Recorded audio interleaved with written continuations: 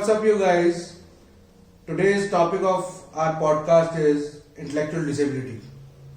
And to talk about it, we are joined with a very dear friend, Dr. Gaurav Chadda, who also happens to be my team member of my cricket team, of our cricket team. And let me tell you about him. Dr. Gaurav Chadda is a physio. He's a senior physio. And he is running his own center for hope, for intellectual disability people. He treats them, he deals with them in. I have not seen any physio deal with these kind of patients in such a good manner. So let's welcome him. Welcome, sir. Welcome to the show. Welcome. Thank you. So, sir, what is intellectual disability?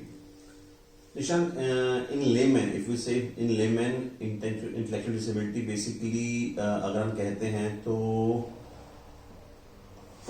एक चीज तो है कि जहाँ पे जो ID है intellectual disability वो before the 18 years of age मिलती है. अच्छा, तो okay. After 18 years of age जो है वो आईडी पेशेंट नहीं होता है. Okay. Second main thing is that जो डेली रूटीन के टास्क होते हैं हमारे, हाँ. काम करना, उठना, बैठना, चलना, कपड़े पहनना, बात सुनना, आईडी पेशेंट्स में वो जो एबिलिटी है वो होती नहीं है. ओके. वो जो चीजें समझ नहीं पाते हैं. दूसरा एक जो हम लोग जो टेक्निकल टर्म्स होती हैं दैट्स कॉल्ड आईक्यू. उनका जो आईक्यू है वो बिलो नॉर्मल होता है. ओके. ओके. दैट इंडिकेट्स कि जो पेशेंट है वो आईडी है. अगर ये मेन 3 फीचर्स उसमें हैं. अच्छा, ठीक है. तो sir what are the levels of ID? So if you say कि आईडी में पता लग गया कि ये केस आईडी है. हाँ. इसमें आईक्यू उसका कम है और इसको जो डेली रूटीन के टास्क है वो समझ नहीं पाता है. थर्ड थिंग कि बिफोर 18 years of age हमें पता लगा है. फिर आता है कि लेवल क्या है, कितना आईडी है. हाँ. सो अगर हम लोग बात करते हैं, अगर सिंपली समझा जाए तो आईडी मेनली 4 टाइप्स के होते हैं. ठीक है. That is mild, moderate, severe and profound. Okay. So mild cases में क्या होता है कि फंक्शनिंग बहुत खराब नहीं होती है. ओके. जो ID patients, mild ID patients होते हैं, हाँ. वो कुछ हद तक मैनेज कर लेते हैं, अपनी नॉर्मल लाइफ जी लेते हैं, माइल्ड केसेस में होते हैं. अच्छा. ओके. तो उसके बाद जो मॉडरेट आते हैं वो थोड़ा सा उनको और दिक्कत आती है चीजों को समझने में, काम करने में. सीवियर केसेस में बहुत मुश्किल होती है. वो लाइफ टाइम किसी के साथ में, किसी के असिस्टेंस से अपनी लाइफ निकालते हैं. प्रोफाउंड केसेस बहुत डिफिकल्ट है हैंडल करना. अच्छा, मतलब सीवियर केसेस से फिजिकल डिसेबिलिटीज भी होती हैं. हाँ, सी आईडी केसेस में क्या होता है basically, ID you can say ID कहीं ना कहीं से एडजॉइन होता है कुछ अदर केसेस से भी, like ID with CP. Okay. Like ID with physical disability. Right. Like ID with visual disability. तो Okay. मल्टीपल चैलेंज भी आपको वहां मिल सकता है अगर आईडी पेशेंट है. तो सीवियर टू प्रोफाउंड में आपको फिजिकल डिसेबिलिटी मिल सकती है. ओके. और माइल्ड टू मॉडरेट में भी मिल सकती है, बट वो मैनेजेबल है. वो मैनेजेबल है. ओके. ओके. तो sir, how should we deal with such patients? मतलब how to deal with a ID person as a parent? As a parent, Yeah. see, it's a big challenge for them. Okay. It's a big challenge for them. आज तक भी at present हम लोग 21st century में जी रहे हैं. हाँ. But as a parent अगर मैं कहता हूँ, जितने लोगों से मैं मिला हूँ, जितने पेरेंट्स से मैं मिला हूँ, अभी तक पेरेंट्स में एक्सेप्टेंस नहीं है. राइट. कि हमारे बच्चे में आईडी है, हमारा बच्चा या हमारा बच्चे में दिक्कत है, वो एक्सेप्टेंस नहीं आती. And only in Indian society? Mainly in Indian society. Mainly in Indian society. Mainly in Indian society, because if we say जो मेरे बाहर के फ्रेंड्स हैं, हाँ. मैं आपको एग्जांपल देता हूँ. I had a friend, वो मलेशियन लेडी थी. ओके. तो मैं उनसे वैसे ही बात करा जनरली कि आपके बच्चे को ऑटिज्म है तो आप कैसा सोचती हैं. शी सेड कि गौरव, जब पहले तो हम लोग बहुत परेशान थे कि बच्चे में क्या दिक्कत है, हमें पता नहीं लग पा रही थी. जब डायग्नोज हो गया ऑटिज्म है, then we were relaxed. That means कि वो ये सोचते हैं कि ठीक है, एक बार क्लियर हो गया ये दिक्कत है, अब हमें कोई परेशानी नहीं है, हम एक्सेप्टेंस हम लोग क्रिएट कर लेंगे अपनी लाइफ पर. वो एक्सेप्टेंस इंडियन सोसाइटी में कम है अभी. कम है इंडियन सोसाइटी में. उसके बहुत सारे फैक्टर्स हैं, उसके बहुत सारे रीजंस हैं. उस पर अगर हम लोग बात करेंगे तो पूरा जो शो है उसी में चला जाएगा. But as a parent, let's come to the topic. As a parent कैसे डील करना चाहिए, कैसे हैंडल करना चाहिए? सी, पहली चीज तो क्या है कि अगर हमें आईडी बच्चे को डील करना है, सो पहली चीज again I am telling you, acceptance चाहिए. Right. कि मेरा बच्चा है, हाँ. ये मेरा ब्लड है, इसमें दिक्कत है।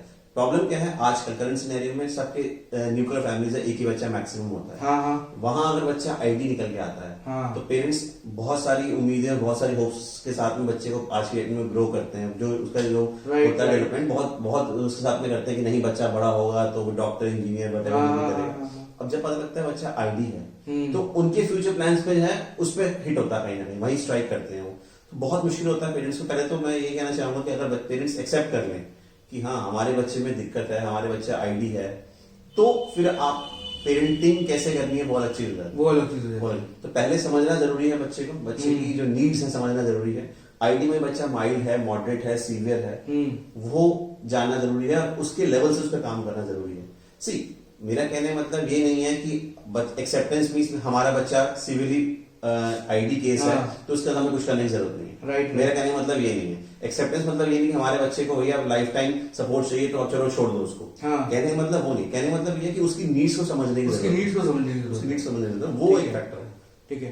एंड सर पेरेंट की बात होगी एज अ सिबलिंग, भाई अगर एक बच्चा नॉर्मल है, ठीक है, उसका सिबलिंग की बर्थ होता है और वो आईडी केस होता है, तो एज अ सिबलिंग उसको कैसे डील करना चाहिए? मैंने देखा है काफी पेशेंट्स को उनके साथ उनके जो सिबलिंग है, उनके जो भाई बहन है, वो कई बार समझ ही नहीं पाते कि उस बच्चे के साथ कैसे रहना है। एक वो भी आई सपोज ट्रेनिंग एक तरीके से जरूरी है। सी जो आप बात कह रहे हो बहुत अच्छी बात कह रहे हो आप। इसमें क्या होता है, देखिए जो सिबलिंग है इधर ब्रदर और सिस्टर, मैं मेनली ब्रदर कहूंगा बिकॉज सिस्टर की मैरिज हो जाएगी तो दूसरी फैमिली में चली जाती है। राइट। ब्रदर में बेसिकली क्या होता है कि आगे जाके ब्रदर को ही उस आईडी केस की केयर करनी है। आफ्टर पेरेंट्स जो ब्रदर होगा या जो सिस्टर होगी वही मेनली केयर करेंगे। तो उनको भी वो एक्सेप्टेंस, एक लेवल ऑफ एक्सेप्टेंस लाने की जरूरत है कि हमारा भाई या बहन स्पेशल है, उसकी ये नीड्स हैं, उसकी ये चैलेंजेस हैं। Right. तो उनको भी समझने की जरूरत है, वो भी अपनी जो एक्सेप्टेंस है वो क्रिएट करने अपने सिबलिंग के साथ में, तो अच्छा रहता है। तो पहले एक्सेप्टेंस है, उसके बाद में उसके नीड्स के हिसाब से उसका मैनेज करें, उसके नीड्स के हिसाब से उसको आप यूज करें तो अच्छी इंप्रूवमेंट होता है। ओके, इंप्रूवमेंट होता है। अच्छा सर, अब जैसे मैं ज्यादातर केसेस में ऑर्थो और स्पोर्ट्स देखता हूँ, तो what is your advice to a physio who is dealing with a patient for the first time, dealing with ID case for the first time, या मतलब ये होता है कि हमको भी आईडी केसेस कंसल्ट करने के लिए आते हैं, तो what should a physio do? क्या क्या चीजें उसको ध्यान रखनी चाहिए, क्या क्या चीजें, और मतलब what the physio can do to treat that patient, to get that patient better? Nishant, एक बहुत अच्छा क्वेश्चन पूछा आपने, बिकॉज एज अ फिजियो जो मैं बताता हूँ, जो मेरे एक्सपीरियंस रहे, पहली चीज तो हमारे पास में फॉर एग्जांपल सीपी केस आया। ओके, सेरेब्रल पाल्सी केस, जितना हमें पढ़ाया जाता है, जितना हमने फिजियो कॉलेज टाइम में अपने बुक्स में पढ़ा है, जो टेक्स्ट बुक नॉलेज है, जो सीपी बेसिक नॉलेज होती है कि आपको उसको स्ट्रेचिंग्स देनी है, आपको पोजीशनिंग्स देनी है, आपको उसकी नॉर्मल एक्सरसाइज करानी है, वेट ट्रेनिंग करानी है, सब कुछ कराना है। अगर सीपी विद एमआर है या सीपी विद और इश्यूज हैं बच्चे के साथ में, उसकी हमें ज्यादा अवेयरनेस नहीं होती है। राइट। तो वहां पे हम लोग लैकिंग होते हैं। ओके। तो अगर हम लोग कभी क्लिनिकल एटमॉस्फेयर में देखते हैं आईडी केस एडजॉइनिंग सीपी हो, डाउन सिंड्रोम हो, कोई भी, तो पहले तो हमारा जो स्ट्रक्चर है वो उसके फ्रेंडली होना चाहिए आईडी केस के। ओके। सो इसीलिए जो रिहैब सेंटर्स होते हैं, जो पीड्स रिहैब सेंटर होते हैं, न्यूरो रिहैब सेंटर थोड़े से डिफरेंट होते हैं नॉर्मल ट्रेडिशनल फिजियोथेरेपी क्लिनिक्स में। हाँ। तो उसमें सेकेंडली ये चीज है। दूसरी चीज, जितना पेशेंस हमारे में होगा, क्योंकि जब आप एक आईडी केस हैंडल कर रहे हो तो वो आप एक टाइम पे एक ही केस हैंडल करो तो अच्छा रहता है। उसको आप ग्रुप में ट्रीटमेंट नहीं दे सकते, बाकी नॉर्मल पेशेंट के साथ में नहीं ट्रीट कर सकते हो। तो बेस्ट है उसको जो टाइम स्लॉट उसका बनाएं, उसका आप एक सिंगल टाइम पे बनाएं और पेशेंस रखें। आप उसका मान लीजिए फॉर एग्जाम्पल मैं बताता हूँ, आपके से आईडी केस आ रहा है, इसका एल्बो फ्रैक्चर हो गया, ठीक है, तो जो बाकियों से डील करोगे आप नॉर्मल बच्चे से और आईडी केस से डील करोगे बहुत डिफरेंस होगा, क्योंकि वो एक्सरसाइज में सपोर्ट नहीं करेगा। आपको पहले बॉन्डिंग डेवलप करनी पड़ेगी उस केस के साथ में, और उसको समझना पड़ेगा। वो केस शायद डरा भी हुआ बहुत सारी चीजें, एंशियस होगा, करना नहीं चाहेगा। सी अगर एक 18 इयर्स का नॉर्मल बच्चा आता है जिसका एल्बो में फ्रैक्चर हो गया, तो वो जल्दी रिकवर होने के लिए अपनी साइड से एफर्ट्स लगाएगा। बट एक आईडी केस को जरूरत नहीं है फिजियो कराने हाँ, की, हाँ, वो हाँ। क्यों कराएगा फिजियो? वो क्यों कराएगा? तो वो एक फैक्टर हमें उसमें वो डेवलप करना है, उसमें रिकवरी भी क्रिएट करनी होती है हमें। वो एक बड़ा फैक्टर है कि आप कैसे मैनेज करते हो वहाँ पे, वो चैलेंज होता है। अच्छा। वो चैलेंज होता है और वही आपकी क्वालिटी को लेके आता है, कैसे आप आईडी केसों में काम करते हो। Okay okay. अच्छा सर, जैसे आईडी केसेस होते हैं, ठीक है, अब उनके अंदर सर लिविंग स्किल्स, क्योंकि जो लाइफ स्किल्स है सर वो डेवलप होते हैं। वो हम लोगों को पता है कि एक नॉर्मल ह्यूमन बीइंग से, एक नॉर्मल पर्सन से थोड़े से डिलेड होंगे, ठीक है। अब अगर वो केस एक या तो आईडी विद एमआर है या आईडी सीवियर लेवल का ऑटिज्म है, सीपी है, तो अब उनके अंदर से लाइफ स्किल्स लेट डेवलप होते हैं, ठीक है। बट जो लेट डेवलप हुए, क्या लाइफ स्किल्स सारे डेवलप हो पाते हैं, क्या हो जाते हैं? इसमें क्या है, जो आप बात कर रहे हो उसकी आप बात कर रहे हो माइलस्टोन्स की। हाँ, जो milestones हम लोग माइलस्टोन्स की बात करते हैं, जैसे नेक होल्डिंग बच्चे का 6 वीक्स में आ जाता है, बच्चे की सिटिंग जो है ऑलमोस्ट 6 to 8 months में आ जाती है, बच्चे की जो वॉकिंग है नॉर्मल वॉकिंग, वो 1 साल 12 महीने 14 महीने बच्चा नॉर्मल वॉकिंग करने स्टार्ट कर देता है। लेकिन आईडी केसेस में क्या होता है कि डेवलपमेंटल डिलेज होते हैं। हाँ, डिलेड होते हैं। बच्चा बोलता लेट है, बच्चा बैठता लेट है, बच्चा खड़ा नहीं होता है, चलता नहीं है। तो वहां पे बेसिकली क्या होता है कि अल्टीमेटली जो आज की डेट में प्रेजेंटली प्रैक्टिकल ट्रीटमेंट जो है आईडी केसेस का, वो लाइफ स्किल्स का है। हमें उनको हर चीज ऐसी सिखानी है कि अपनी लाइफ ठीक ठाक तरीके से निकाल लें, जितना वो अपने लाइफ में इंडिपेंडेंट हो जाए। हमारा मेन प्रोटोकॉल वही होता है। तो जो हम लोग सेंटर पे करते हैं, हमारा सेंटर फॉर का यही एक मकसद है कि हर बच्चा जितना है वो मैक्सिमम अपने काम इंडिपेंडेंटली करे। तो लाइफ स्किल में बेसिकली हमको बच्चों को सब कुछ सिखाना पड़ता है। ब्रशिंग कैसे करना है, कपड़े कैसे पहनने हैं, टॉयलेट ट्रेनिंग उनको हमको देनी पड़ती है, खाना कैसे खाना है, कपड़े। उसके बाद में जब आप वो इतना सीख जाते हैं, सोशल स्किल्स की ट्रेनिंग देनी पड़ती है। फिर उसके बाद में अगर बच्चा एजुकेबल है, थोड़ा बच्चा कुछ पढ़ सकता है, समझ सकता है, तो उसको बेसिकली हम लोग पढ़ाते भी हैं, ताकि बच्चा एटलीस्ट अपना नाम लिखना सीख जाए, फादर्स नेम लिखना सीख जाए, मदर्स नेम लिखना सीख जाए। अगर बच्चे की स्पीच नहीं है तो एटलीस्ट बच्चे की राइटिंग स्किल्स हो जाए, ऐसे कि अपना नाम लिख के बता दे कि माय नेम इज दिस। तो वही हम लोग लेके चलते हैं साथ में। तो जितना बच्चा लाइफ स्किल्स लर्न कर ले, जितना स्ट्रेच कर ले, उतना उसको हम ट्रेन करने की कोशिश करते हैं। ओके। तो ये जो होता है बेसिकली माइल्ड बच्चे हैं वो काफी अच्छा अचीव कर लेते हैं, ठीक है। वो सोसाइटी में काफी हद तक मैनेज कर लेते हैं। बट प्रॉब्लम क्या है हमारी सोसाइटी की, हमारी सोसाइटी आज भी स्पेशल नीड्स लोग जो होते हैं उनको प्रॉपरली समझती नहीं है। समझती नहीं है। एक एग्जांपल यही कि अगर कोई बच्चा माइल्ड एमआरबी है, माइल्ड आईडी भी है, वो उसको कोई ट्रेनिंग नहीं मिली है, वो घर की ट्रेनिंग से इतना हो चुका कि अपने काम सारे अपने आप कर लेता है, Right. और वो किसी दुकान पे काम कर रहा है या किसी ढाबे पे काम कर रहा है, तो लोग उसको छेड़ेंगे, लोग उसको चिढ़ाएंगे, लोग उसको इरिटेट करेंगे, लोग उसको टीज करेंगे। उसको समझने की कोई नहीं है कि वो ऐसा क्यों बिहेव कर रहा है। वो एक बड़ा फैक्टर हमारी कंट्री में है। हमारी कंट्री में आज भी लोग जब देखते हैं किसी आईडी केस को, तो उसके उनके पेरेंट्स के साथ में सिंपैथी करते हैं। सिंपैथी करते हैं। तो वो सिंपैथी जो है बेसिकली वो कहीं ना कहीं तक सपोर्टिव नहीं होती है, पॉजिटिव फीडबैक नहीं है पेरेंट्स के लिए भी, बच्चों के लिए भी। राइट। तो ये एक फैक्टर है। इसीलिए पेरेंट्स अवॉइड करते हैं एक्सेप्टेंस इसलिए नहीं आती, इसलिए पेरेंट्स अवॉइड करते हैं, बाहर बच्चे को लेकर नहीं जाते हैं। हाँ। सिंपैथी की नजर से हमें देखा जाएगा तो वो ठीक नहीं होता। राइट। फैक्टर ये भी है हमारे साथ में, हमारी कंट्री में, हमारी सोसाइटी में, कि जो हम लोग आईडी के लोग बच्चे जो केसेस हैं उनको आज से हम लोग समझते नहीं है।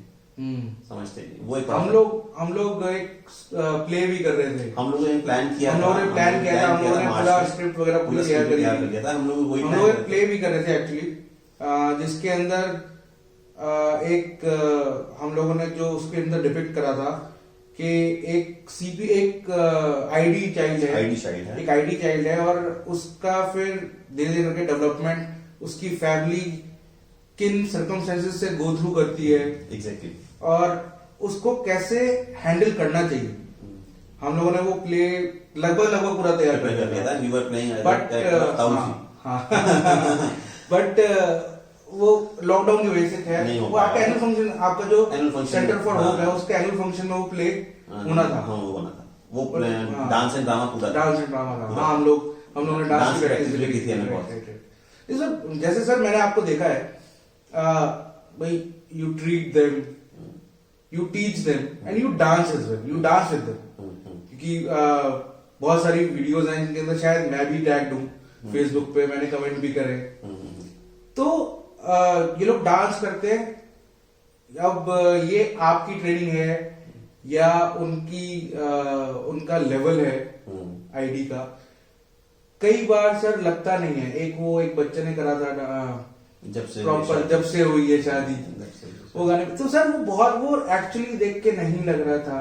वो आपके हॉस्टल में ही रहते हैं आई सपोज, तो वो देख के नहीं लग रहा था कि हाँ this person is actually suffering from any kind of ID. उसने इतना अच्छा एक्ट करा था उसने।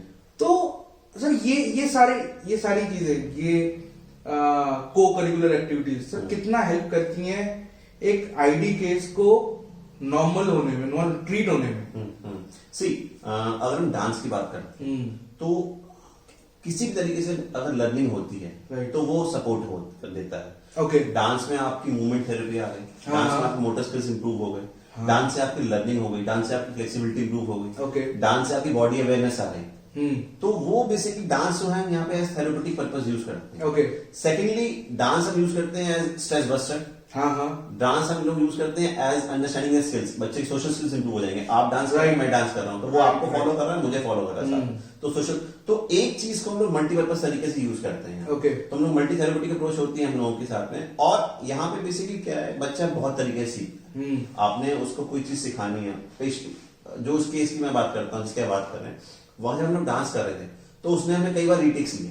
कई बार क्योंकि बच्चा वो कई बार कोई एक स्टेप भूल रहा है, 2 स्टेप भूल रहा है, तो मैंने जो नोटिस किया उसमें पेशेंस भी आ गया। 10 स्टेप को दोबारा रीशूट, बिकॉज उसमें क्या था, मैं एक सेशन में शूट करना था, वो हम लोग एडिट करके नहीं कर सकते। तो वो बार बार उसको करना पड़ रहा है। एक ही स्टेप को अगर वो 10 गलती कर रहा था, उसको 11वीं बार दोबारा करना। हाँ, वो पूरा उसमें पेशेंस आया।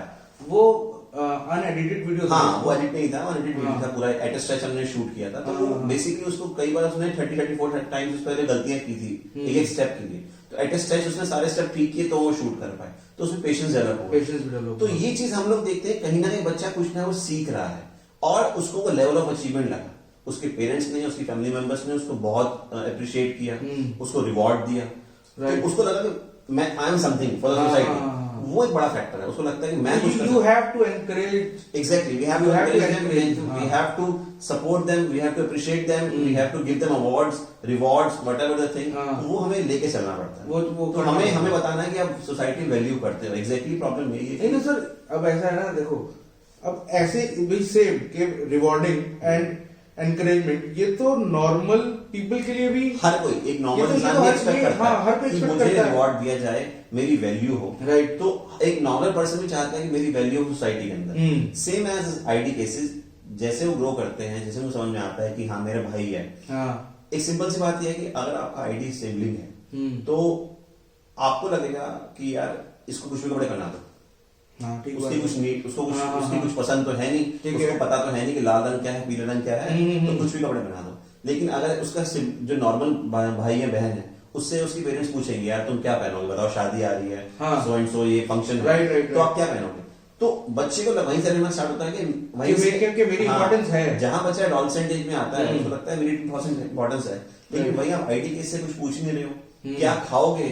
आजकल छोटे बच्चे से हम पूछते हैं बच्चे क्या खाओगे, लेकिन जहाँ बच्चा आईडी होता है हमसे पूछने जो उसको जो पूछते तो है टेस्ट, उसको सॉल्टी लग रहा है, सार लग रहा है, स्वीटी लग रहा है, उसको हम खिलाते जाते हैं। तो यहीं पे क्या होता है, ये चीजें इंपॉर्टेंट है, बहुत इंपॉर्टेंट है, ये चीजें इंपॉर्टेंट है, बहुत इंपॉर्टेंट है। Value of society, person society में बहुत इंपॉर्टेंट है। राइट, वो बहुत इंपॉर्टेंट। तो ये सब चीजें, तो यही चीज हम लोग सेंटर फॉर पे करते हैं। हम लोग उनको लर्न करते हैं, उनको हम ट्रेन करते हैं और फिर उनको वैल्यू करते हैं।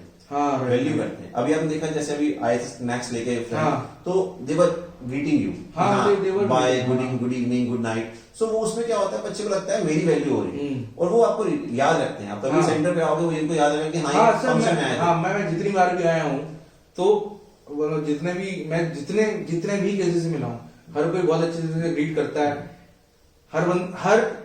हर बच्चा मुझे जानता है, यही चीज बहुत अच्छे तरीके से जानता है। तो यही हम लोग करते हैं कि एटलीस्ट हम उनको वैल्यू करते हैं, हम उनसे बैठ के बात कर लो, उनके इंटेलेक्चुअल लेवल के हिसाब से उनसे बात कर लो, मेरे फ्रेंड है, तो हम उनको उनके लेवल पे लाके ट्रीटमेंट देने की कोशिश करते हैं।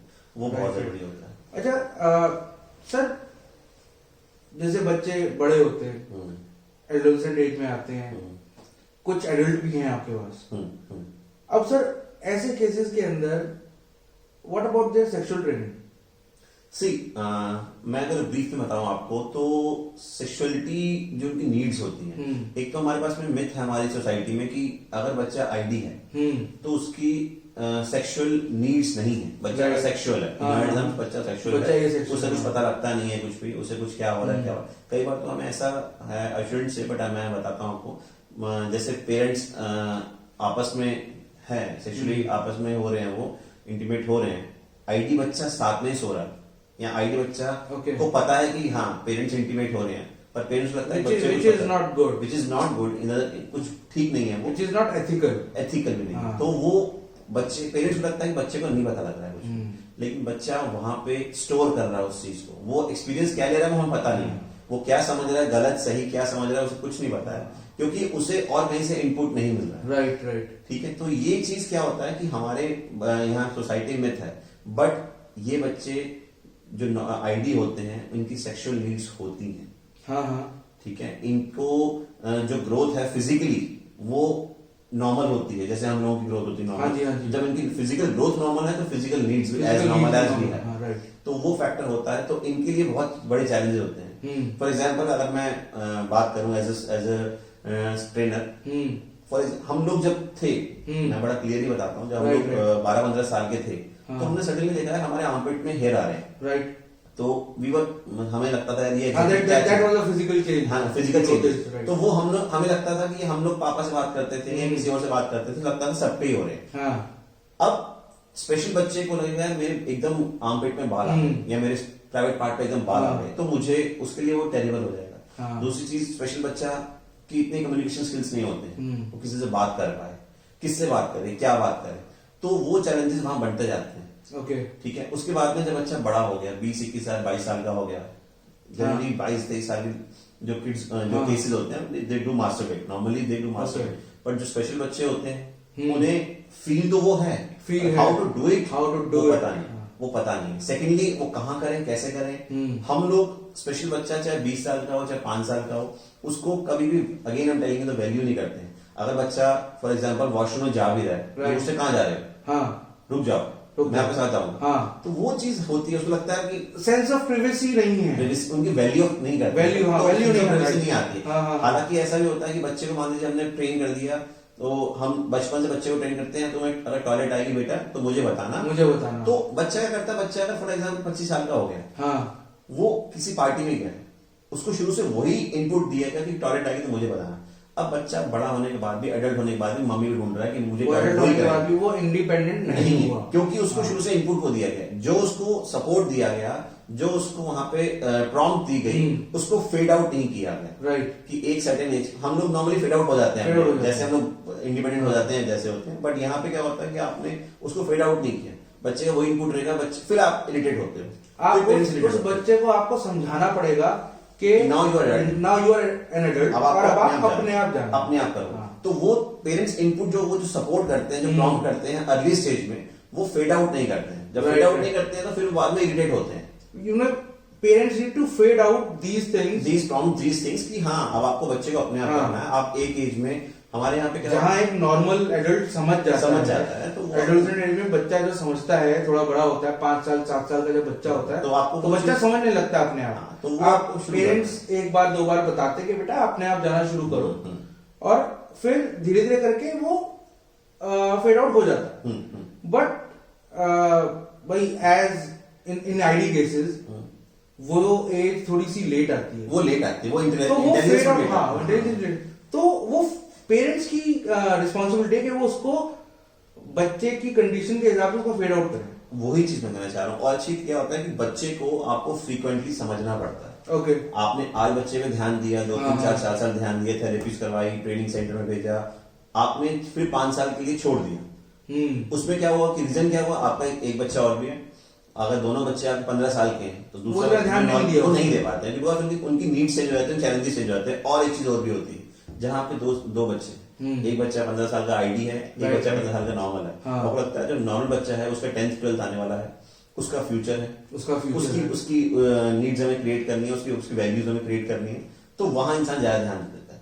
बहुत टफ भी होता है, मैं ऐसे नहीं बोलूंगा पेरेंट्स करते नहीं, पर बहुत हाँ। टफ भी होता है। हाँ, tough तो है। बहुत टफ भी होता है। अभी कल मेरे पास में केस आया था एडमिशन के लिए, तो पेरेंट्स का ये कहना था कि 14 इयर्स का हमारा बच्चा है और टॉयलेट जाता है तो वो ड्राइंग रूम में ही लोअर डाउन करता है। अच्छा, ओके। तो चूंकि वो उसकी छोटी बहन को अच्छा नहीं लगता है, बिकॉज हाँ, 14 इयर्स का है तो फिजिकली उतना ही बड़ा Physically, है। हाँ। तो फिर उन्होंने कन्फेस किया कि हमने शुरू से इसको बोला था, जब छोटी बहन नहीं हुई थी, छोटी बहन कि आप टॉयलेट जाने से जाओ, पहले अपना लोअर पहले ही उतार दो। तो दो। रीजन बिहाइंड दैट कि वो बच्चा जो है वो अंडर पैंट जो है गीली कर लेता था। हाँ। तो ये आप उन्होंने ट्रेन किया होगा, फिर वो उसको वो दोबारा रिट्रेन नहीं कर पाए, दोबारा रिशेड्यूल नहीं कर पाए ट्रेनिंग को कि हाँ अब आपको जब भी जाना है तो वॉशरूम में जाकर वॉशरूम में जाके आपको, तो ये छोटी छोटी चीजें होती हैं जहाँ की समझने की जरूरत होती है पेरेंट्स को, जहाँ पे ट्रेनिंग रेगुलरली आपको चाहिए, रेगुलर इनपुट्स आपको चेंज, आपको रेगुलर ट्रेनिंग प्रोटोकॉल चेंज करनी पड़ती है। अच्छा सर, एक चीज जैसे चलो ये थोड़ा सा एडल्ट केसेस में हुआ वो, अब सर कई बार ये सोसाइटी में ये एक तरीके से ब्लैक स्पॉट्स कह लो, डार्क स्पॉट्स कह लो सर, चाइल्ड अब्यूज अभी भी है, अभी भी ठीक है। और जैसे आईडी केसेस होते हैं, अब अगर कोई आईडी केस है ऐसा जो जिसकी स्पीच डेवलप नहीं है, जिसका सेंस ऑफ एक्सप्रेशन डेवलप नहीं है, तो उन केसेस में इस चीज का खतरा ज्यादा होता है, अब्यूज का। तो उसके लिए सर, उसके लिए फिर ट्रेनिंग कैसे होती है? सी निशान, जो आप बात कह रहे हो, मैंने इस पे थोड़ा R&D किया हुआ है। Okay. और मैं पिछले 4 साल से रेगुलर वर्कशॉप्स ट्रेनिंग प्रोग्राम्स हाँ, ले रहा हूँ। आप लेते हो रेगुलर वर्कशॉप्स ट्रेनिंग प्रोग्राम ले रहा हूँ लेते हो। पेरेंट्स के लिए, प्रोफेशनल्स हाँ। के लिए। सो इसमें होता है कि जो डाटा मैं कलेक्ट करता हूँ, जो मैं जब मैं रिसर्च करता हूँ, थोड़ा सा देखता हूँ, तो जितने ऑफेंडर्स हैं मेनली फैमिली मेंबर्स होते हैं। ओके, ठीक है, मेनली उसमें क्या होता है कि जो घर के लोग हैं, आपकी कोई भी हो गया, XYZ कोई भी हो गया, आपके घर में कोई रिश्तेदार है, Okay. या फिर नोन टू है, या कोई केयर टेकर है, या मेड है, या फिर बच्चा स्कूल जाता है तो ड्राइवर है, या फिर थेरेपिस्ट है। ओके, बिकॉज इनको बेसिकली पूरी आजादी होती है बच्चे को टच करने की। राइट ठीक है, तो ये हमारी ड्यूटी बनती है कि स्पेशल बच्चों को, कि हम लोग शुरू से ही उनको जो उनके प्राइवेट पार्ट्स हैं उसकी ट्रेनिंग दें कि ये एरियाज बेटा आपके हैं, यहाँ पे कोई भी आपको टच करे, कोई भी आपको touch कोई भी करे, टच करे, कोई भी टच करे, आपको स्ट्रिक्टली उनको नो बोलना है। Okay. कोई भी मीन्स कोई भी, including father Including because father. ऐसे केसेस भी हुए हैं जहाँ पे फादर ने अब्यूज किया बच्चे को। Okay. तो वो भी फैक्टर है। तो एक चीज और भी है, आजकल बड़ा चल रहा है सोशल मीडिया में गुड टच बैड टच। तो इट इज माई वर्ड कि स्पेशल बच्चों को आप गुड टच बैड टच नहीं सिखा सकते। हाँ. You cannot train them into good touch or bad touch. Reason behind that, I am a therapist. Right. I have मेरे पास पूरी आजादी है, मेरे पास पूरा होता है, मैं बच्चे को एक्सरसाइज करा रहा हूँ। हाँ, exercise करा रहे हो। तो मैं बच्चे को कब उसके इनर थाई पे टच कर दूं, बच्चा वो जज नहीं कर पाएगा कि मैं किस फील से उसको टच कर रहा हूँ, किस इंटेंशन से किस touch कर रहा इंटेंशन हूँ? से टच कर रहा हूँ। हाँ। तो बच्चा जज नहीं कर पाएगा। और नॉर्मली भी अगर नॉर्मल बच्चा भी होता है, वो जज नहीं कर पाते हैं। हाँ। जिनका इंटेलिजेंस और लेवल अच्छा होता है, जिनका normal होता है, जिनका नॉर्मल होता है, तो स्पेशल बच्चे कैसे करेंगे बेचारे। हाँ। तो बेस्ट चीज ये है कि आप उनको यही सिखाएं कि there is no good touch for them, हाँ। Good touch bad touch for them. Think is that उनके प्राइवेट पार्ट्स उनको बता दीजिए आप, दैट इज आगे का पोर्शन हाँ। जो होता है, पीछे का There is a buttocks scrotal area, हाँ there is hip area. हाँ, वी कॉल देम, हम जो इजी वर्ड सिखाते हैं वो बोलते हैं थाइस के बीच का एरिया, Okay. ताकि वो इजी समझ जाए। Easy समझ देन जाए। हिप्स, हाँ, देन आपका हो गया chest chest. For girls and boys, हाँ। चेस्ट। उसके बाद में हम जो उनको सिखाते हैं कि आपके कुछ, ये तो आपके एरियाज हो गए, प्राइवेट पार्ट्स हो गए, Right. इनको कोई भी टच करे, इंक्लूडिंग फादर, आपको मना करना है सिर्फ। हाँ। ठीक है, सिर्फ मॉम को अलाउ करो टच करने के लिए, आप बाकी सबको मना करेंगे। इसके साथ साथ में कुछ एरियाज ऐसे हम लेके चलते हैं बच्चों के, जहां पे हम लोग चाहते हैं कि वहां बच्चे को वहां से भी अब्यूज स्टार्ट करती है, like lips. Okay. Lips is जो प्राइवेट पार्ट Right, नहीं right, काउंट होगा, हाँ। लेकिन यहाँ पे बच्चा अब्यूज हो सकता है। तो हमने उसको बोला कि ये आपके सेंसिटिव एरियाज हैं। Sensitive area. तो इसके साथ में भी अगर प्राइवेट पार्ट्स के साथ में हमको सेंसिटिव एरियाज में आपको टच करता है, लाइक ईयर में, लाइक चीक्स में, लाइक लिप्स पे, और यहाँ भी टच करता है, तो आप स्ट्रिक्टली मना करेंगे। हाँ, मना स्ट्रिक्टली हाँ, मना हाँ, करेंगे। आप okay. कोई भी टच करता है, चाहे आपका थेरेपिस्ट हो, चाहे मामा हो, चाहे चाचा हो, चाहे पापा हो, चाहे मेड हो, चाहे Okay. केयर टेकर हो, यहाँ स्ट्रिक्टली मना करोगे आप। तो ये आप उनको ट्रेनिंग देंगे तो कुछ हद तक जो माइल्ड बच्चे होते हैं, कुछ हद तक चीजों को समझ जाते हैं। ओके, ओके, ठीक है। नहीं sir, this is a very good thing, क्योंकि आप, मैंने आपको देखा, आप वर्कशॉप्स लेते रहते हो। I suppose every 3 months, every 2 months We have workshop next workshop is in January now. Okay, okay. In January now. So एक चीज रीजन मैं उसका रीजन बताता हूँ क्या है. See, आपने बच्चे को लाइफ स्किल सिखाए, आपने बच्चे को पढ़ाई सिखा दी, आपने बच्चे को मनी कंसेप्ट सिखा दिया, आपने बच्चे को वोकेशनल ट्रेनिंग में डाल दिया, बच्चा वोकेशनल ट्रेनिंग ले रहा है, लेकिन बच्चे को ये सब चीजें पता ही नहीं है कि उसको किससे बात करनी है, कितने डिस्टेंस से बात करनी है, तो बच्चा समझ नहीं पाता है. वो सब this all comes under sexual training or life skills. That sexuality part, जो sexuality का part है, that comes in life skills. Okay. But it's an important part. It's an important part. और प्रॉब्लम ये है कि हमारे कंट्री में sexuality training को अभी तक भी लोग वैल्यू नहीं करते हैं. It is still frowned upon. हाँ, एंड नॉर्मल स्कूलिंग में सेक्सुअल ट्रेनिंग नहीं होती. तो स्पेशल स्कूल्स में कहाँ हम लोग बात करते हैं, हम लोग ओटी की बात करते हैं, हम लोग स्पीच थेरेपी की बात करते हैं, हम लोग फिजियोथेरेपी की बात करते हैं, स्पेशल एजुकेशन की बात करते हैं, हम लोग वोकेशनल ट्रेनिंग की बात करते हैं, पर जो सेक्सुअलिटी ट्रेनिंग है उसके वहां से बात नहीं करते. तो वो एक फैक्टर है जो कि बहुत जरूरी है, अलार्मिंग है. ये चीज आगे जाके बहुत जरूरी होती है कि आपने कैसे बच्चे की लाइफ चलानी है. और ये cases I suppose sir report भी नहीं होती. रिपोर्ट नहीं होंगे सर, रिपोर्ट क्या पता भी नहीं लगेगा, पता भी नहीं लगेगा कितनी बार क्या हो चुका है, कैसे हो चुका है चीजों को. तो ये बड़ा फैक्टर होता है. तो बहुत चीजें हैं मैनेज करने के लिए. अच्छा sir, what about anxiety issues in ID cases?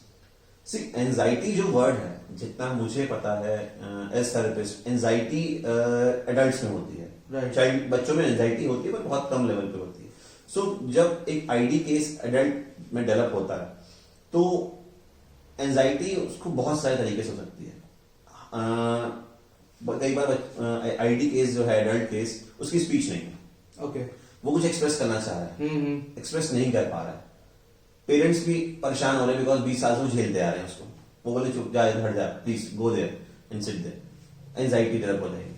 उसका सर्कल नहीं, सोशल सर्कल नहीं. ठीक है, वो चाहता है बाहर जाना, वो सब कुछ करना चाहता है पर कर नहीं पाता. हाउ टू डू इट पता नहीं है. ठीक है ना. उसके साथ कोई बात करने के लिए नहीं.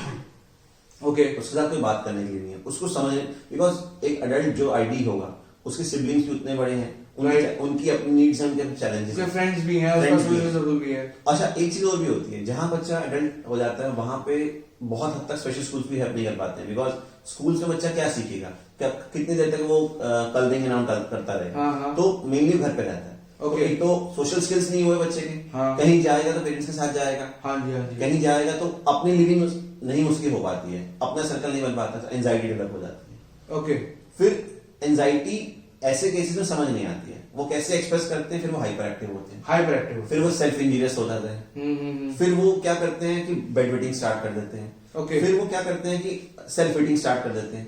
तो पेरेंट्स को लगता है कि यार ये बच्चा ना बेसिकली हाइपर हो रहा है. हाइपर क्यों हो रहा है पता लगता नहीं है. तो वो मेन कॉज फाइंड आउट करना कई बार बहुत डिफिकल्ट हो जाता है. तो बेसिक इसके शुरुआत से ही बच्चे के साथ एंगेज होना जरूरी है. एंगेजमेंट बहुत जरूरी है. बहुत जरूरी है एंगेजमेंट. तो ही कुछ हद तक बच्चा बेटर डाउन होता है. और अगर मान लीजिए अगर पहले नहीं किया ये, पहले एंगेजमेंट नहीं किया बच्चे के साथ, तो क्या बाद में कोई तरीका है कि उसकी हाइपर एक्टिविटी को, उसकी एंजाइटी को हम लोग कम कर सकें? सी, अगर आप कॉज फाइंड आउट कर लेते हैं, रीजन क्या है एंजाइटी का, तो काफी हद तक सपोर्ट हो जाता है. ओके. तो अगर आपने कॉज फाइंड आउट कर लिया है कि बच्चा लोनलीनेस फील कर रहा है, बच्चे का पीयर ग्रुप नहीं है, तो अगर आपको आइडिया लगे तो उस पर आप काम करें, तो आप काफी हद तक उसको मैनेज कर सकते हैं. तो can a psychologist, a clinical psychologist और अ साइकियाट्रिस्ट कैन हेल्प? या एग्जैक्टली, साइकियाट्रिस्ट और साइकोलॉजिस्ट इसमें आपकी सबसे अच्छी हेल्प कर सकते हैं. ओके. वो आपको सपोर्ट कर देंगे कि बच्चे का एग्जैक्ट रीजन क्या है. पूरी हिस्ट्री लेकर आपको बता देंगे कहाँ आपकी लैकिंग हो रही है, जहां से एंजाइटी पार्ट निकल गया. तो क्लिनिकल साइकोलॉजी के सेशंस के लिए जाना चाहिए. एग्जैक्टली. आईडी केसेस को रिकमेंडेड है, एग्जैक्टली रिकमेंडेड है. वही आपको एक्चुअल सपोर्ट करेंगे इस केस में कि कहाँ पे आपका लैकिंग है, कहाँ पे उसको थेरेप्यूटिक इंटरवेंशन चाहिए और कितना चाहिए. वो आपका उसमें कितना रोल रहेगा इंटरवेंशन के अंदर, तो वो आपको साइकोलॉजिस्ट ही बता पाएंगे अच्छे से. और एज अ फिजियो, जैसे सर कुछ एक केसेस मैंने भी देखे हैं आईडी, तो जो मैंने भी नोट करा कि अगर आप, क्योंकि एज अ फिजियो आप आईडी के साथ एक सब्सटेंशियल अमाउंट ऑफ टाइम आप स्पेंड करते हो. Sir minimum 45 minutes, half an hour to 45 minute spend करते हो आप.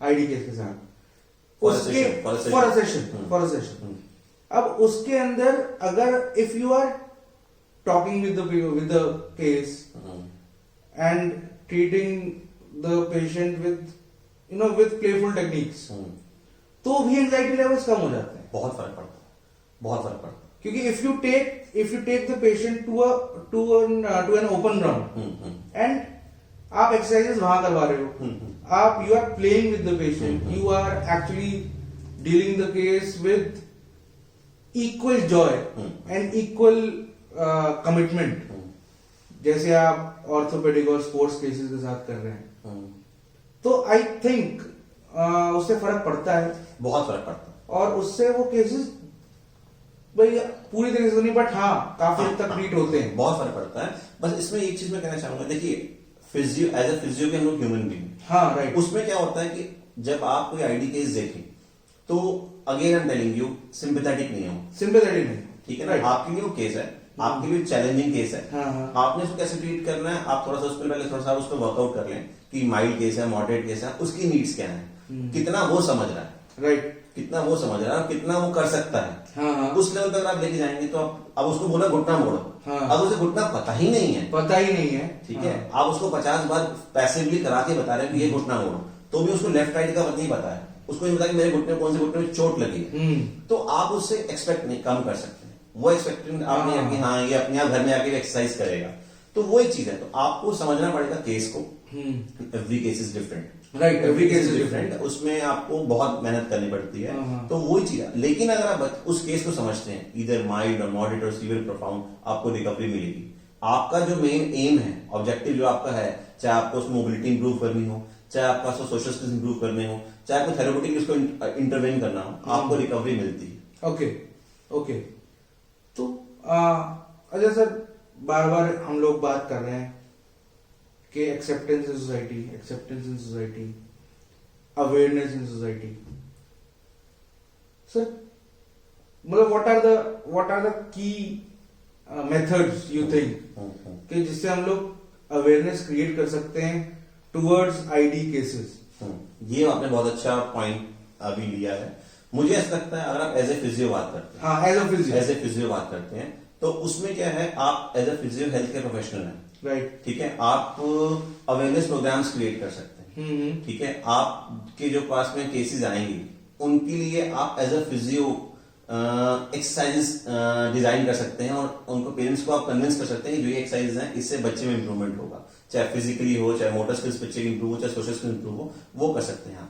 और एक चीज हो, ग्राउंड लेवल पे बोलता हूं मैं एज अ फिजियो, जितने भी हमारे जो भी कॉलेजेस चलते हैं, हाँ, हाँ, फिजियोथेरेपी कोर्स में आईडी का बहुत है नहीं, कुछ भी, हाँ, कुछ भी ज्यादा मटेरियल है ज्यादा मटेरियल नहीं है, और ना हमारे लिए, हम लोग जब भी जाते भी हैं, हम लोग सीबीआर के भी जाते हैं, तो आईडी हमने बहुत देखे हैं। वो एक चीज है कि हम लोग ऐसे सेंटर्स में फिजियोस को इंटर्न्स के लिए भेज सकते हैं, राइट, और जो बड़ी फिजियोस हैं उनको हम लोग प्रमोट कर सकते हैं कि आप ट्रेडिशनल फिजियोथेरेपी से हट के जो आप स्पोर्ट्स में जाते हैं, अब नई टेक्निक्स आ गई, लाइक कपिंग हम लोग यूज करते हैं क्लिनिक पे, लाइक हम लोग ड्राई नीडलिंग यूज करते हैं क्लिनिक पे। उसके बाद में आप नए एरियाज भी ज्वाइन कीजिए, लाइक कार्डियो, न्यूरो, स्पोर्ट्स तो बहुत साल से करते आ रहे हैं, अब आप पीड्स में भी काम करें, अब आप आईडी के साथ भी काम करें, ताकि उनको आप लगे कि हाँ बहुत से प्रोफेशनल्स जब होंगे तो बहुत सारी चीजें निकल के आएंगे पेरेंट्स के लिए।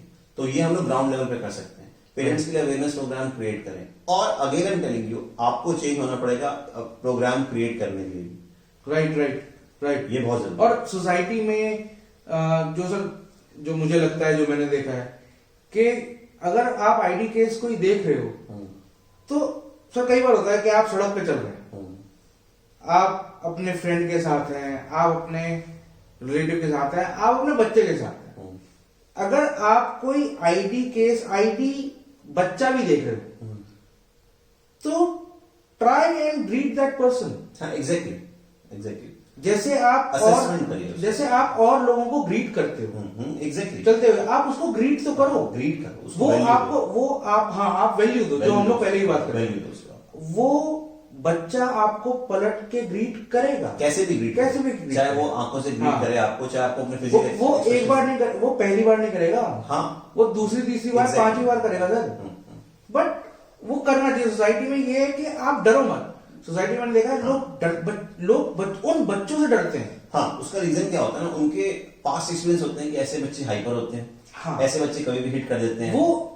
वो नॉलेज की कमी है। अब वो नॉलेज में हम लोग यही कर सकते हैं जो, जैसे आपने तो आप बोल रहे हो कि जो एज अ फिजियो हम लोग ये काम कर सकते हैं, हम लोग और फिजियोस को हम लोग एनकरेज कर सकते हैं।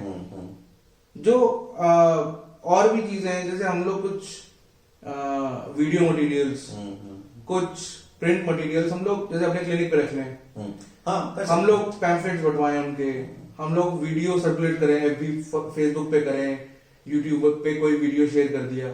तो ये चीजें हैं कि हाँ, जिससे लोगों को एक्चुअली पता नहीं है अभी कैसे डील करना अगर है। आपको याद हो, अभी हमने अप्रैल में हाँ जी। जब लॉकडाउन था, हाँ। तो ऑटिज्म डे था, ऑटिज्म डे था, हमने उसको हम लोगों ने किया था, हाँ ब्लू किया था सभी फ्रेंड्स से मिलके। Right. ऐसे अब हम प्रोग्राम्स कर सकते हैं। हाँ। इससे एटलीस्ट जो हमारे फ्रेंड्स हैं, फिजियो फ्रेंड्स हैं, उनको भी आइडिया होगा कि ऑटिज्म क्या होता है। हाँ, अगर- हमारी पूरी क्रिकेट टीम ने हाँ, वो ब्लू पहना था ब्लू पहना था, फोटोज हमने फोटोज हमने शेयर किया था। राइट। तो उससे क्या होगा, एटलीस्ट मैं आपसे बोल रहा हूँ कि यार आज ऑटिज्म डे है, आप मेरे को प्लीज ब्लू टी शर्ट में कुछ फोटो भेजो, तो आपको लगेगा क्यूरियोसिटी होगी ऑटिज्म क्या है, ऑटिज्म क्या है। और उसमें सर चूंकि एक फिजियो है, हाँ। वो क्यों कर रहे हैं, हाँ। तो आपको रोल फिजियो का क्या समझ में आएगा, फिर आप ऑटिज्म पढ़ेंगे, Right. फिर आप ऑटिज्म पे ध्यान देंगे और ऑटिज्म में क्या हो सकता है, हाँ। वहां से आपको लगेगा ऑटिज्म इतना खराब है नहीं। हाँ, राइट। जितना हम लोग देखते हैं, जितना Right. हम लोग को पता लगता है सोसाइटी से, वो उतना खराब है नहीं। तो हाँ। वहां पे आपको कॉन्फिडेंस आ जाएगा कि now I can treat with autistic kids, now I can work with autistic kids, वहां से आपको अच्छा लगेगा। क्योंकि जब सर वो पिक्चर्स डाली थी हम लोगों ने फेसबुक पे, पूरा एक पिक्चर्स हम मेरे ख्याल से पूरे 11 के 11 लोगों ने 11 लोगों ने फोटो डाली थी। है। तो एक्चुअली हुआ क्या कि हम लोगों ने पिक्चर्स डाली, पहले सबने इंडिविजुअल भी डाली और फिर पूरे ग्रुप ने डाली थी। सारे लोगों ने एक दूसरे को टैग करके, सबसे पहले आपने डाली थी।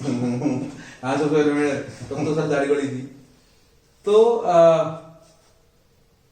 मुझे सर उसके बाद ना कॉल आया, एक मेरे बहुत पुराने पेशेंट है, उनका कॉल आया। उनको नहीं पता था कि ऑटिज्म में what a physio can do. Exactly. उन्होंने मुझसे पूछा कि भाई ऑटिज्म में फिजियोस का क्या रोल है, और मेरी उनके साथ करीब करीब आधे पौने घंटे की बात हुई। उन्होंने सारी चीजें समझी।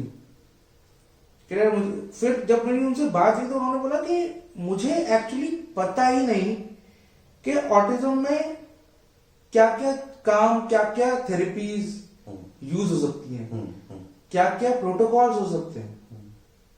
जब मैंने फिर उनके साथ डिस्कशंस हुए तो मतलब ही क्यूरियस गाय, उनको जाननी थी चीजें, उन्होंने जानी। तो मुझे यही फील हुआ कि लोगों को एक्चुअली पता ही नहीं है, नहीं पता ऑटिज्म के बारे में नहीं पता है, इतना आइडिया लोगों को है नहीं। हाँ। और जो पता है वो वेग सी चीज है कि वेग, बहुत वेग सी चीज है। हाइपर एक्टिव होते हैं, हिटिंग बिहेवियर होता है, वो एक टेम्परेरी फेज का होता है। सी एग्रेशन आप में मेरे अंदर भी होगा, हम लोग कंट्रोल कर लेते हैं, हम वो लोग बच्चे कंट्रोल नहीं कर पाते। और हम लोग सुनते हैं डेली कोई सुसाइड कर लिया किसी ने, अभी ऐसे सुसाइड जैसे साहब ने किया, तो सर एक्चुअली क्या होता है, कहीं ना कहीं से एग्रेशन निकल जाता है। राइट। ठीक है ना। अब वो बच्चे बेसिकली अपना एग्रेशन कंट्रोल नहीं कर पाते हैं, वो बच्चे अपने जो एक्सप्रेस नहीं करना, कुछ एक तो कुछ कह नहीं पा रहे हैं, कुछ अगर दिक्कत हो रही है, कहीं अगर स्टमक में पेन हो रहा है तो बता नहीं पा रहे हैं, तो क्या करेंगे फिर? स्क्रीन करेंगे, हाँ, एटलीस्ट अपने आप को हिट करेंगे, एटलीस्ट मुझे कोई आके देखो, मुझे एटलीस्ट मुझे देखो, मुझे Attention क्या seek करेंगे। अटेंशन सीख करेंगे। हाँ। तो वो चीजें होती हैं, उसको हम लोग अलग तरीके से ले जाते हैं कि नहीं ये कुछ और करना चाह रहा है, ये गलत कर रहा है, वो चीज एक होती है। Okay okay. अच्छा सर, आपको कितना टाइम हो गया सर सेंटर रन करते हुए? सेंटर करते हुए 2012 से रन कर रहा हूँ सेंटर में, that is you can say 8 years, 8 years। But मैं 2006 से स्पेशल बच्चों के साथ काम कर रहा हूँ। Okay. 14 years 14 I years। started my journey with this special kids only. तो sir what is your modus operandi, मतलब how do you treat them, how do you work with them? आपका सेंटर का, जैसे हम आपके सेंटर की बात करते हैं सर, आपके सेंटर में हॉस्टल भी है, आपके सेंटर में डे बोर्डिंग भी है, ठीक है। अब मतलब कि आप लोग कैसे कैसे काम, आपकी टीम में कौन कौन है? स्पेशल एजुकेटर्स हैं, ओटीज हैं, साइकोलॉजिस्ट हैं, कौन कौन है? सी हमारे जो सेंटर फॉर होप है उसमें बेसिकली हमारे पास में ओटी है, स्पेशल एजुकेटर है, स्पीच थेरेपिस्ट है, Okay. साइकोलॉजिस्ट है, वोकेशनल ट्रेनर है, हाँ ठीक है, और बीइंग मैं एज ए फिजियोथेरेपिस्ट मैं काम करता हूँ। और हर एक जो भी प्रोफेशनल है वो 1:2 बेसिकली 1/3 का काम करता है, वो 3-3 4-4 लोगों का काम करता है। Okay. सही, उसमें डांस थेरेपिस्ट भी है, हाँ हाँ उसमें वो फ्रेंड्स भी हैं, उसमें सोशल वर्कर भी हैं। राइट। तो वो सभी लोग मिलके एक तरीके से एक बड़ी टीम बनाते हैं और काम करते हैं ताकि वो बच्चों को जो जो उसकी नीड्स हैं उस हिसाब से वो बच्चों को मैनेज करते हैं। ओके तो अगर ये हम लोग बात करते, दूसरी बात ये आती है, आपने बताया कि मुझे कैसे स्टार्ट हुआ, मेरा कैसे करियर स्टार्ट हुआ। मैंने जब एक 4th ईयर में था मैं, तो मैंने एक स्पेशल स्कूल ज्वाइन किया ऐसे ही ट्रेनिंग के लिए। वही मैं वहीं से शुरू करता हूँ क्योंकि जब मैं 4th ईयर में था तो मुझे लगता था यार कि ऑर्थो न्यूरो सेंटर्स बहुत है। तो ये एक सेंटर ऐसा था जहाँ पे फिजियोज नहीं जाते। फिजियोज नहीं आज से अगर हम 14 ईयर्स पहले की बात करें तो अब तो फिर भी बहुत अवेयरनेस आ चुकी है, पर उस समय इतनी अवेयरनेस नहीं थी। तो मैंने स्पेशल स्कूल स्टार्ट किया, मैं एज ट्रेनिंग ज्वाइन किया उनको मैंने। फिर मैंने वहां देखा कि यार एज अ फिजियो मैं इनके लिए क्या कर सकता हूँ। राइट। फिर मुझे लगा कि मैं एज अ पर्सन इनके लिए क्या कर सकता हूँ। फिर मैंने ये सब चीजें लर्न करी। मैंने पहले ज्वाइन किया, फिर उन बच्चों को समझा, फिर केसेस को समझा, केसेस को पढ़ा। डाउन सिंड्रोम मैंने आज तक फिजियोथेरेपी में नहीं पढ़ा। राइट। नहीं पढ़ा डाउन सिंड्रोम मैंने पहले केस देखा, हाँ। फिर पढ़ा कि डाउन सिंड्रोम में क्या होता है, एज अ थेरेपिस्ट में क्या हेल्प कर सकता हूँ, और उसके बाद में मैं एज अ पर्सन क्या हेल्प कर सकता हूँ। फिर मैंने अपने स्किल्स को और पॉलिश किया। राइट। वहां से मेरी जर्नी स्टार्ट हुई। मैं समझता हूँ अगर मैं कर सकता हूँ तो सब कुछ सब फिजियोस कर सकते हैं, सभी लोग कर सकते हैं। तो मेरे साथ प्रॉब्लम क्या होती है कि फॉर एग्जाम्पल मेरे को केस आ रहा है दिल्ली से, सेंट्रल दिल्ली से आ रहा है या साउथ दिल्ली से आ रहा है, तो बोलते हैं सर वहां किसी फिजियो को पता ही नहीं है डाउन सिंड्रोम को ट्रीट कैसे करना है। राइट। तो वो एक बड़ा चैलेंज मेरे लिए होता तो है।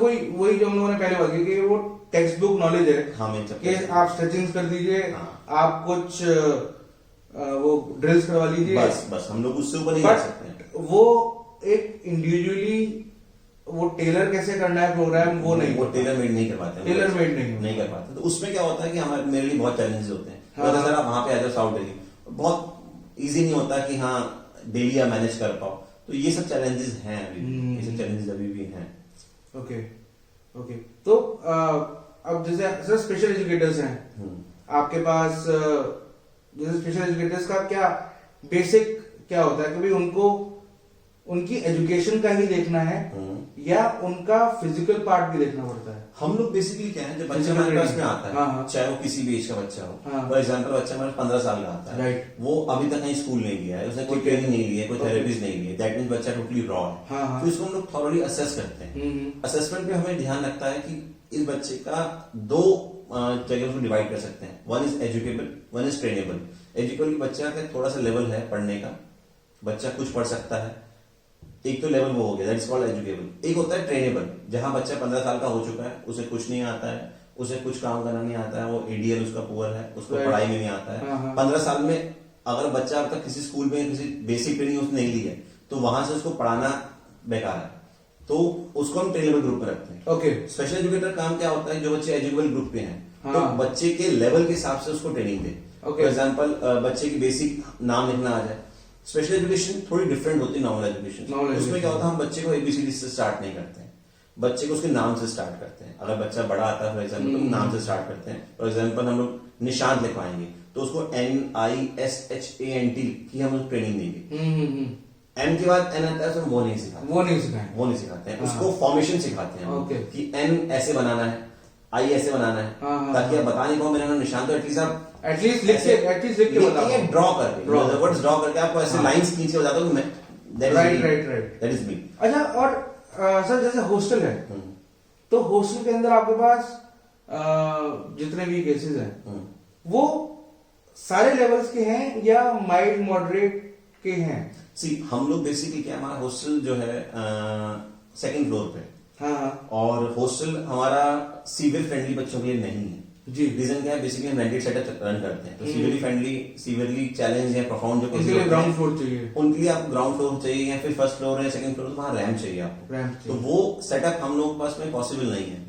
तो हमारे पास जो बच्चे हैं माइल्ड केसेस हैं या मॉडरेट केसेस हैं या माइल्ड टू मॉडरेट हैं या सिर्फ मॉडरेट केसेस हैं। ओके। तो हमने ऐसे केसेस रखे हुए हैं। उनमें क्या होता है कि बेसिकली हम उनके लेवल के हिसाब से उनके इंटेलेक्चुअल लेवल, उनकी फिजिकल नीड्स के हिसाब से उनको हम ट्रेनिंग देते हैं।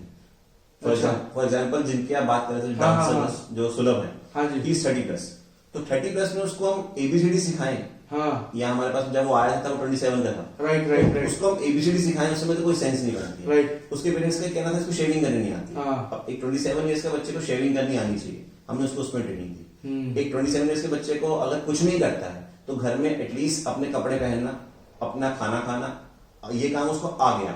Now what next? फिर हमने स्टार्ट किया कुकिंग उसके साथ, कुकिंग। कि आप कटिंग चॉपिंग पीलिंग करो, हाँ। आप चाय बनाना शुरू करो एटलीस्ट घर में। जब आप अगर हाँ, लास्ट टाइम सर मैंने उसके हाथ की चाय पी थी। एग्जैक्टली, हाँ। तो अगर आप 30+ में हो चुके हो तो हाँ। आपके पेरेंट्स 60+ हो चुके हैं, राइट। अकेला बच्चा है वो घर में, तो उसके केस में क्या है कि एटलीस्ट बाद में जब भी यहाँ से जाता है तो इतना तो कर देगा, उसके पेरेंट्स की तबीयत ठीक नहीं तो एटलीस्ट अपनी मम्मी को चाय बनाना लगता है। हाँ। इतना सपोर्ट कर देगा तो भी वो वैल्यूज की सोसाइटी में होनी स्टार्ट हो जाएगी। राइट, फिर राइट, उसको हम लोग आयरनिंग सिखा रहे हैं, हाँ। घर में कपड़े फोल्ड करना सिखा रहे हैं, अपने अंडरगारमेंट्स वॉश करना सिखा रहे हैं, बिकॉज अगर वो 30+ हो गया उसके अंडरगारमेंट्स उसकी मम्मी वॉश राइट राइट ठीक राइट। नहीं। हाँ। तो ये चीजें हम बच्चों को सिखाते हैं बच्चे के लेवल के हिसाब से। हाँ। तो साथ में एक हमारे पास में केस है, तो उसको हम लोगों ने ट्रेन किया हुआ है एज असिस्टेंट स्पेशल एजुकेटर। अच्छा, ओके। तो वो बेसिकली क्या है, जो हमारे जूनियर ग्रुप है, जो हाँ। हमारा अर्ली इंटरवेंशनल ग्रुप है, उसमें एज स्पेशल एजुकेटर काम करता है, असिस्टेंट स्पेशल एजुकेटर। हाँ। जो हमारे स्पेशल एजुकेटर्स ग्रुप में है उनको वो असिस्टेंस देता है। That is very good. It's very good. तो वहां पे हम लोग उनको वोकेशनल पार्ट लेके चलते हैं। ओके। ठीक है, उनको हम लोग बेसिकली क्या है, टाइम बाय टाइम रिवॉर्ड करते रहते हैं। जो जैसे हम लोग मंथली सैलरी देते हैं हर सबको, उनको हम लोग पूछते हैं कि आपको इस मंथ क्या चाहिए, बिकॉज उनको इतना मनी कंसेप्ट नहीं है। Right. तो उनको वैल्यू ऑफ मनी भी नहीं है। Right, उनको right, आप right. 1000 रुपीज दें या 500 रुपीज दें, उनको वैल्यू नहीं है उसमें। तो बेस्ट तरीका से हम लोग क्या लेके चलते हैं कि हिज नेम इज अमोल। हाँ। तो हम लोग हर मंथ से पूछते हैं, बोला आपको इस मंथ क्या चाहिए, अगर आप अच्छा काम करो आपको ये चीज देंगे। Right. तो अमोल कहता है इस बार मुझे पिकल बॉक्स चाहिए, उसको अचार का पसंद है। हाँ, हाँ। कभी वो कहता है कि मुझे मूवी देखनी है, ही इज 35 नाउ, तो 35 के हिसाब से उसको श्रीदेवी की और मीनाक्षी शास्त्री की मूवीज पसंद है। अच्छा, ओके। तो वो बेसिकली क्या है कि हम उनको, वो कहता है मुझे जितेंद्र की मूवी दिखा दीजिए प्लीज, हाँ। मुझे तोहफा दिखा दीजिए मूवी आप, तो उसको यूट्यूब से डाउनलोड करके मूवी देखेंगे। तो ऐसे वो अर्न करता है, ओके। ऐसे वो पूरा महीना पूरा हफ्ता काम करता है, फिर वही चीज अर्न करता है, Earn तो उसको करता है। वैल्यू हो जाती है उसको। राइट। इनडायरेक्टली वो बिजी है, हाँ। इनडायरेक्टली वो सोसाइटी में सपोर्ट कर रहा है। सी सब कुछ पैसा So you are rewarding him for his work. For his work, For his work. Only. हाँ। Exactly. Right, right, so same उसको लगता है कि ये मुझे करना है, ये मेरी अर्निंग है। सब कुछ से अर्निंग से पैसा नहीं होता है, राइट। वैल्यू भी कमाना और नाम कमाना भी, it's a kind of earning, it's a kind of success. तो वो उसको ऐसे लगता है। और एक चीज और, अमोल को जितने भी स्टाफ मेंबर्स हैं अमोल सर ही बोलते हैं। अमोल सर ही उसको सारे बच्चे, हाँ, वो तो देखा है। हाँ, तो उसको सब बच्चे गुड मॉर्निंग करते हैं, Right. Good morning Amol sir. हाँ. वो ऊपर भी जाएगा तो उसको गुड मॉर्निंग करते हैं। उसमें एक लीडिंग स्किल्स भी आती Leading skills भी मेरे आती मैं 35 का हो चुका हूँ। हाँ. मैं वैल्यू रखता हूँ सेंटर फॉर होप के अंदर। हाँ. सब बच्चे मुझे गुड मॉर्निंग करते हैं, सब पेरेंट्स मुझे ग्रीट करते हैं, सब टीचर्स मुझे ग्रीट करते हैं। जब भी हमारा टीचर्स डे प्रोग्राम होता है उसको हम लोग साथ लंच कराते हैं। हाँ. जब भी हमारे कोई ऐसे इवेंट्स होते हैं जहाँ पे स्टाफ अलग से लंच कर रहे हैं, स्टाफ अलग से गया है बाहर खाना खाने के लिए, So he is always there. He is always He is there. always there. He is here as a staff member, not as substitute. हाँ, तो not as a IDP. Not that IDP. हाँ. तो वो उसको लेके चलते हैं। फॉर अस वो हमारे लिए एक स्टाफ मेंबर। Okay, okay. तो वो उतना रिस्पॉन्सिबल भी है, उतना रिस्पॉन्सिबल right, भी। right. तो हमने उसमें सेंस ऑफ रिस्पॉन्सिबिलिटी क्रिएट कर दी। उसकी मदर अभी बहुत खुश थी कि इतना एटलीस्ट बच्चा हो। एक्चुअली घर में वो स्ट्रक्चर डेवलप नहीं हो पाता। घर में हर कोई नहीं समझ पाएगा वो उनको, उसकी मदर समझ जाएंगे पर उसके सिबलिंग्स नहीं समझ पाए शायद, या जो उसके फैमिली मेंबर्स हैं वो शायद उतना उसको नहीं वैल्यू नहीं समझ पाए। तो हम उसमें से बेस्ट क्या निकाल सकते हैं हम वो देखते हैं। ओके, चलो। So sir, it was great talking to you. Thank you. So guys, this is Dr. Gaurav Chadda, and we have talked with him. We have had a heart-to-heart conversation about intellectual disability, and both of us, we guys want you to at least not get scared of ID people. ID cases कोई भी case ऐसा नहीं होता जिससे आपको डरने की जरूरत है, जिससे शायद आपको कभी भी कोई हार्म होगा। एटलीस्ट समझने की कोशिश करो। क्या कहते हो सर आप? एग्जैक्टली आप जो कह रहे हैं वो यही चीज है कि आप जितना समझेंगे हाँ. उतना अच्छे से वो ट्रीट कर पाएंगे और Right, उतने अच्छे right. से इनको आप मैनेज कर पाएंगे, चाहे एज ए ब्रदर हो, चाहे एज ए थेरेपिस्ट हो, चाहे एज ए फादर हो, चाहे एज ए मदर हो। तो बेस्ट थिंग इज दैट कि उनके साथ में एम्पैथेटिक हो जाए, उनको तो आप समझने की कोशिश करें, वो भी वैल्यू है, वो भी इंसान है, वो भी सांस लेते हैं, वो भी जीते हैं, उनके भी सब कुछ है, वो बहुत जरूरी है। Right. वो बहुत जरूरी है। ये मैं इसलिए नहीं कह रहा हूँ कि मैं सेंटर रन करता हूँ, मैं मुझे कहीं बाहर भी कोई बच्चा मिलता था पहले भी, तो मैं उनके साथ में ये नहीं था कि आया है बेचारा ऐसे जो चल रहा है, तो हमें लगता है बेचारा वर्ड बेचारा वर्ड बेचारा वर्ड नहीं होना सोसाइटी से बेचारा वर्ड निकालना बेचारा पड़ेगा, word तो वो उनके लिए कुछ कर पाएंगे। Right. अदरवाइज हमको लगेगा यार ये वैल्यू रखते ही नहीं है, बेचारे ही हैं। बेचारे। तो वो एक वर्ड हमें प्लीज अपने माइंड से निकालना पड़ेगा, बेचारा।